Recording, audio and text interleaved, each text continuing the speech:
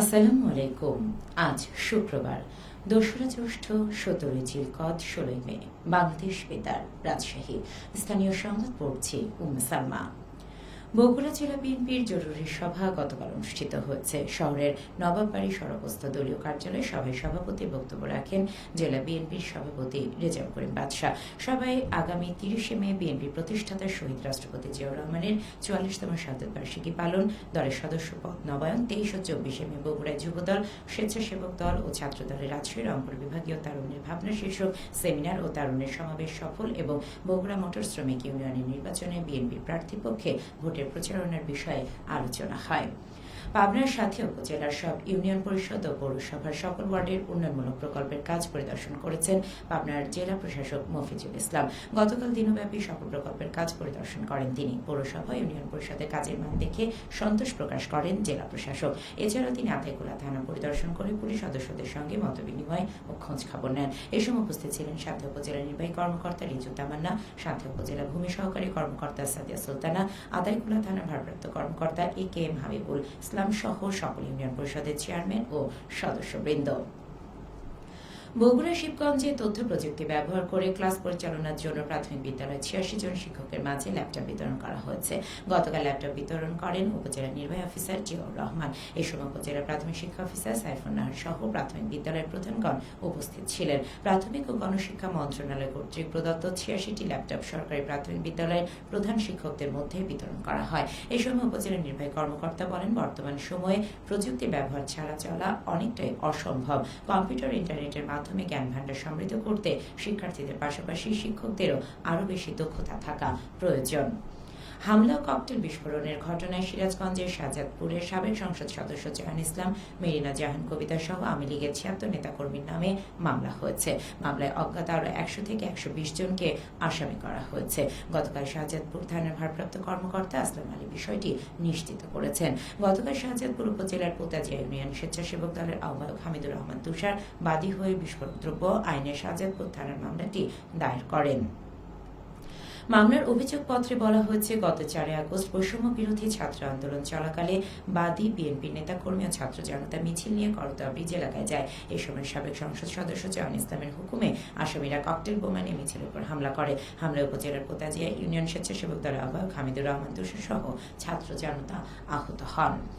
দেশের উন্নয়নে নারীদের জনসম্পৃক্ততা বৃদ্ধির লক্ষ্যে জেলা তথ্য অফিসের আয়োজনে নাটোরে উঠান বৈঠক অনুষ্ঠিত হয়েছে। গতকাল সিংড়া উপজেলার সিংড়া মডেল সরকারি প্রাথমিক বিদ্যালয় প্রাঙ্গণে এই বৈঠক অনুষ্ঠিত হয়। বৈঠকে যৌতুক ও বাল্যবিবাহ প্রতিরোধ, ইভটিজিং, শিশুর মানসিক বিকাশ, মোবাইল ফোনের অপব্যবহার রোধ, নৈতিকতা, মূল্যবোধ ইত্যাদি ইস্যুতে আলোচনা মত বিনিময় করা হয়। শিশু, কিশোর, কিশোরী ও নারী উন্নয়নে সচেতনতামূলক প্রচার কার্যক্রমের আওতায় আয়োজিত বৈঠকে সভাপতিত্ব করেন জেলা তথ্য অফিসার মোহাম্মদ আব্দুল আওয়াল। জেলা সহকারী তথ্য অফিসার রেজওয়ান মোর্শেদের সঞ্চালনায় অনুষ্ঠানে বক্তব্য রাখেন সিংড়া উপজেলার প্রাথমিক শিক্ষা অফিসার মোহাম্মদ আলী আশরাফ। বৈঠকে বিভিন্ন পেশার শতাধিক নারী অংশগ্রহণ করেন। বৈঠক শেষে প্রামাণ্য চালচিত্র প্রদর্শিত হয়। নওগাঁর মান্দা উপজেলার দিয়ারাপাড়া গ্রামের বজ্রপাতে নিহত জিল্লুর রহমানের পরিবারকে সরকারিভাবে আর্থিক সহায়তা প্রদান করা হয়েছে। গতকাল সহায়তার নগদ ২০,০০০ টাকা নিহতের স্বজনদের কাছে হস্তান্তর করেন উপজেলা নির্বাহী অফিসার শাহ আলম মিয়া। এ সময় জানানো হয়, বজ্রপাত বা দুর্যোগে প্রাণ হারানো কিংবা ক্ষতিগ্রস্ত পরিবারকে পুনর্বাসন করতে দুর্যোগ ব্যবস্থাপনা ও ত্রাণ মন্ত্রণালয়ের মাধ্যমে সহায়তা প্রদান করে সরকার। সেই ধারাবাহিকতায় জিল্লুর রহমানের পরিবারকে সহায়তা দেওয়া হয়েছে।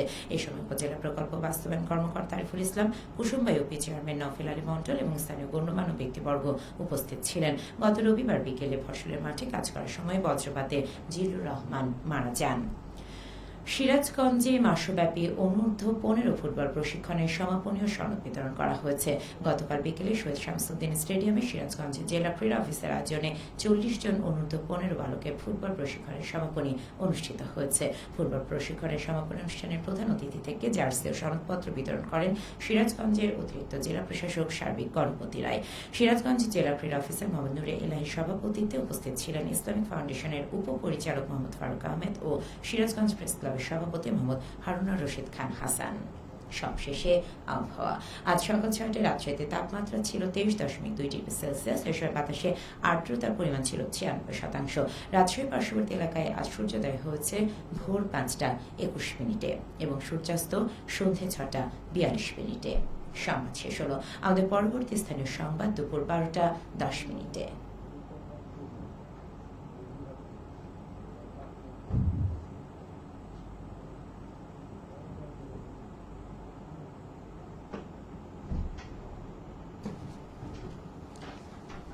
বাংলাদেশ বেতার রাজশাহী।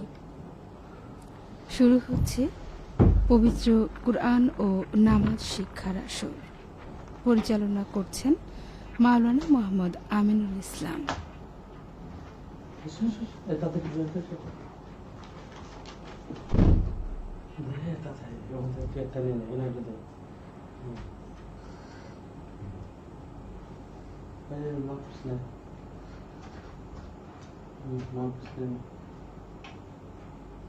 এটা না ওই দুটো নেই,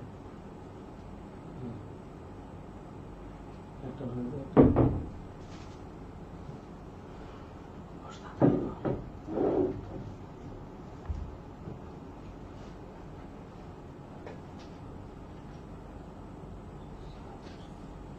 السلام عليكم ورحمة الله وبركاته. وعليكم السلام ورحمة الله وبركاته.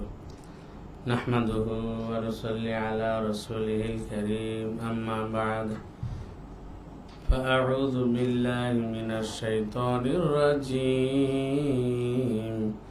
بسم الله الرحمن الرحيم. ورتل القرآن ترتيلا। বাংলাদেশ বেতার রাজশাহী স্টুডিও থেকে প্রচারিত আজকের পবিত্র কোরআন ও নামাজ শিক্ষা আসরে উপস্থিত শিক্ষার্থী বন্ধুরা এবং কাছে ও দূরের সকল শ্রোতা ভাই বোন বন্ধুদের আন্তরিক সালাম ও মুবারকবাদ জানাচ্ছি। আসসালামু আলাইকুম ওয়া রাহমাতুল্লাহ। وعليكم السلام ورحمة الله. পবিত্র জুমার দিনে মহান আল্লাহ রাব্বুল আলামিন আমাদের কোরআন ও নামাজ শিক্ষা আসরে আসার তৌফিক দান করেছেন, সেজন্য মহান প্রভুর দরবারে কৃতজ্ঞতা জ্ঞাপন করছি। আলহামদুলিল্লাহ। আলহামদুলিল্লাহ। শিক্ষার্থী বন্ধুরা, তোমরা কেমন আছো? আলহামদুলিল্লাহ, ভালো আছি। প্রথমেই তোমাদের সাথে পরিচিত হওয়া দরকার। তোমার নাম কি? মোহাম্মদ ফাহিম ইসলাম। তোমার নাম? শিক্ষার্থী বন্ধুরা এবং প্রিয় শ্রোতা ভাই ও বোনেরা, আজকে আমরা যে সূরাটি মশক বা তেলাওয়াত করব সেটি পবিত্র কোরআনের 55 নং সূরা। সূরাটি মক্কায় অবতীর্ণ নাকি মদিনায় অবতীর্ণ হয়েছে এ ব্যাপারে মতভেদ রয়েছে। এই সূরার আয়াত সংখ্যা 78, তবে আমরা সময় স্বল্পতার দরুন মাত্র 13টি আয়াতের মশক ও তেলাওয়াত করব ইনশাআল্লাহ। সূরাটির নাম হলো সূরাতুর রহমান। শিক্ষার্থী বন্ধুরা এবং প্রিয় শ্রোতা ভাই বোন ও বন্ধুরা, আমরা প্রথমেই এই সূরা রহমানের 13টি আয়াতের অনুবাদ ও তার সংক্ষিপ্ত তাফসীর ও শিক্ষা সম্পর্কে জানব। তারপর আমরা তেলাওয়াত ও মশক করব ইনশাআল্লাহ। অনুবাদ: করুণাময় আল্লাহ শিক্ষা দিয়েছেন কুরআন, সৃষ্টি করেছেন মানুষ, তাকে শিখিয়েছেন বর্ণনা। সূর্য ও চন্দ্র হিসাব মতো চলে এবং তৃণলতা ও বৃক্ষাদি সিজদারত আছে। তিনি আকাশকে করেছেন সমুন্নত এবং স্থাপন করেছেন তোলাদণ্ড, যাতে তোমরা সীমালঙ্ঘন না করো তোলাদণ্ডে। তোমরা ন্যায্য ওজন কায়েম করো এবং ওজনে কম দিও না। তিনি পৃথিবীকে স্থাপন করেছেন সৃষ্ট জীবের জন্য। এতে রয়েছে ফলমূল এবং বহিরাবরণ বিশিষ্ট খরজুর বৃক্ষ, আর আছে খোসা বিশিষ্ট শস্য ও সুগন্ধি ফুল। অতএব তোমরা উভয়ে তোমাদের পালনকর্তার কোন কোন অনুগ্রহকে অস্বীকার করবে? তোমরা উভয়ে বলতে জিন এবং ইনসানকে বোঝানো হয়েছে। প্রিয় শ্রোতা বন্ধুরা, সূরাটিকে রহমান শব্দ দ্বারা শুরু করার তাৎপর্য এই যে মক্কার কাফেররা আল্লাহ তাআলার এই নাম সম্পর্কে অবগত ছিল না। তাই মুসলমানদের মুখে রহমান নাম শুনে ওরা বলা বলি করত, ওয়ামার রহমান, রহমান আবার কি? তাই তাদেরকে অবহিত করার জন্য এখানে এই নাম ব্যবহার করা হয়েছে। দ্বিতীয় কারণ এই যে পরের আয়াতে কোরআন শিক্ষা দেওয়ার কথা বলা হয়েছে। কাজেই রহমান শব্দটি ব্যবহার করে এই কথাও ব্যক্ত করা হয়েছে যে এই কোরআন শিক্ষা দেওয়ার কার্যকরী কারণ হচ্ছে একমাত্র আল্লাহ তাআলার রহমত ও করুণা, নতুবা তার দায়িত্বে কোনো কাজ ওয়াজিব বা জরুরি নয় এবং তিনি কারো মুখাপেক্ষী নন। এরপর সমগ্র সূরায় আল্লাহ তাআলার ইহলৌকিক ও পারলৌকিক অবদান সমূহের অব্যাহত বর্ণনা দেওয়া হয়েছে। আল্লামাল কোরআন বলে সর্ববৃহৎ অবদান দ্বারা শুরু করা হয়েছে। কোরআন সর্ববৃহৎ অবদান, কেননা এতে মানুষের ইহলৌকিক ও পারলৌকিক উভয় প্রকার কল্যাণ নিহিত রয়েছে। সাহাবা ইকরাম রাদিয়াল্লাহু আনহুম কোরআনকে কায়মনোবাক্যে গ্রহণ করেছেন এবং এর প্রতি যথার্থ মর্যাদা প্রদর্শন করেছেন। ফলে আল্লাহ তাআলা তাদেরকে পরকালীন উচ্চ মর্যাদা ও নিয়ামত দ্বারা গৌরবান্বিত করেছেন এবং দুনিয়াতেও এমন উচ্চ আসন দান করেছেন যা রাজা বাদশারাও অর্জন করতে পারে না। প্রিয় শ্রোতা বন্ধুরা, এই হলো সূরাতুর রহমানের অনুবাদের পর সংক্ষিপ্ত তাফসীর। আমরা এখন সূরাতুর রহমানের 13টি আয়াতের মশক করব। মশকের সাথে মদ মাখরাজ এবং তাজবিদের আলোচনাও থাকবে। আল্লাহ তাআলা আমাদের পবিত্র কোরআন সহিষ্ণুভাবে সকলকে শিক্ষা করার তৌফিক দান করুন। আমিন। أعوذ بالله من الشيطان الرجيم. أعوذ بالله من الشيطان الرجيم. بسم الله الرحمن الرحيم.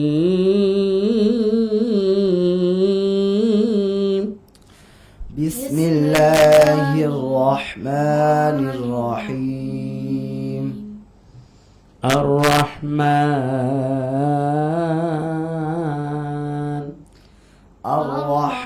الرحمن علم